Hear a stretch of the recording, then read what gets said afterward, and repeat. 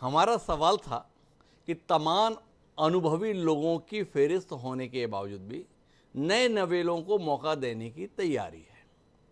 जो नाम है वो सम्माननीय गजेंद्र यादव हैं, खुशवंत साहब हैं, राजेश अग्रवाल जी हैं।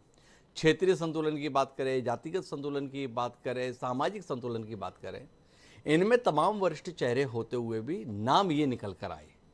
कोई दृष्टि होगी, उस दृष्टि में कोई गहराई होगी, उस गहराई की आपको जानकारी होगी और आपके माध्यम से हम लोगों की जानकारी में भी कुछ इजाफा हो जाएगा। इसलिए आपकी मदद चाह रहे हैं संजय, थोड़ी मदद कीजिए ना हम लोगों की। हिमांशु जी, किसी भी एक संतुलित टीम के लिए और अच्छे परिणाम प्राप्त करने के लिए अनुभव की भी आवश्यकता होती है, ये बात मैं मानता हूँ। और युवाओं के जोश की और तेजी से चलकर काम करने की समावेशता हमेशा से रही है, क्योंकि 5 साल का कार्यकाल मिलता है।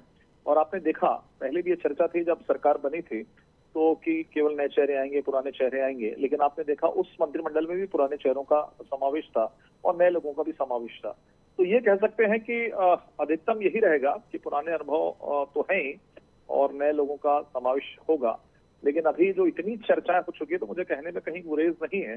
जिन नामों पर आप सब चर्चा कर रहे हैं, लगभग उन्हीं नामों में से सब कुछ नाम आएंगे, 3 नाम आएंगे, इतना मैं कह सकता हूँ, क्योंकि अब सब कुछ नहीं, हम कई नामों की चर्चा नहीं कर रहे, हम केवल 3 नाम पे ही बात कर रहे हैं। इस भरोसे के साथ बात कर रहे हैं कि ये 3 नाम आ रहे हैं संजय जी। आपको कहीं उलझा नहीं रहे हैं, ऐसी कोई सहूलियत भी नहीं दे रहे आपको। ये 3 क्यों, इस पर संजय जी से रोशनी चाहिए। नहीं, देखिए, बहुत उसका विश्लेषण मुझे करने की आवश्यकता नहीं है। चूंकि पार्टी का शीर्ष नेतृत्व तो यदि उस पर विचार करके जिन नामों को फाइनल कर रहा है, किया होगा या करेंगे, तो निश्चित तौर पर वो ठीक है।